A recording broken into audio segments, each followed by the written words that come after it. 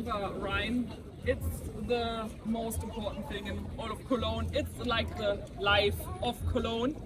The Rhine is the reason why Cologne was built, because it was an important trading station. That was the reason why they settled here. And it also was the border of the Roman Empire. So the Romans tried to take over the other side a lot of times, but they never were able to. And after a time, they just decided, okay, the Rhine, it's just the border. So here it's Rome, the other side is for the barbars, so the wild people, the pagans. And so Cologne was built on this side first. It's like the historical city. And in the time of the Romans, there was a bridge, a wooden bridge over the Rhine, the first bridge in Cologne. But after the Romans left, and we had the dark medieval times, nearly everything the Roman knew was forgotten. So the bridge came down at one point and no one knew how to build it again. And the water pipes all the Romans installed, they just were forgotten, and after a time they didn't use them anymore. So everything the Romans built just came down and wasn't used anymore. And over 1,000 years there was no bridge over the Rhine.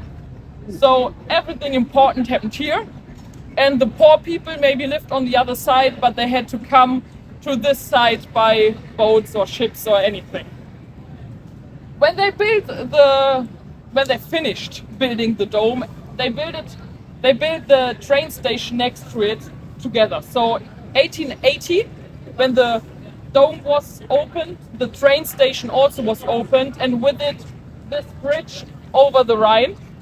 It looked a little bit different then, but it was on this place, and the first train bridge in Europe. And a few years later, they had to build it again, because in a few years, trains became a massive thing. So they needed a really, really strong bridge. And 1907, this bridge was built like you can see it today. It's called the Hohenzollernbrücke, named after the 4 Hohenzollern kings and kaisers, which have these statues on each corner of the bridge. The Hohenzollern kings were in the time between 1880 and the First World War. And there are a lot of protests today who say, okay, we have to take down these big statues of kings who are famous for nationalism and colonialism. And at least one of them had a main part in starting World War I. So it's not timely anymore to have these big statues of these kings here. But the Cologne people said, yeah, but it's part of our history.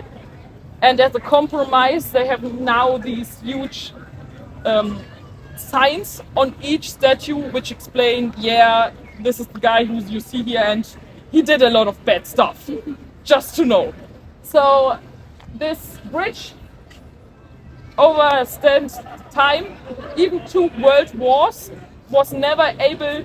The Germans tried to destroy it when they pulled back from the Allies, but it has such heavy metal parts that it just collapsed a little bit and was really, really easy to fix just by fixing the pillars. They could build it back like it was before.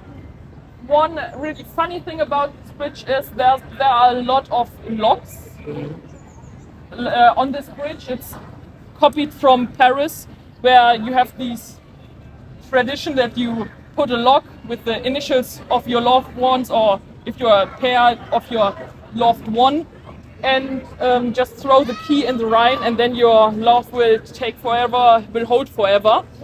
And a few years back, there were a lot of rumors in the city that the city at night comes and cuts down locks because the bridge gets too heavy.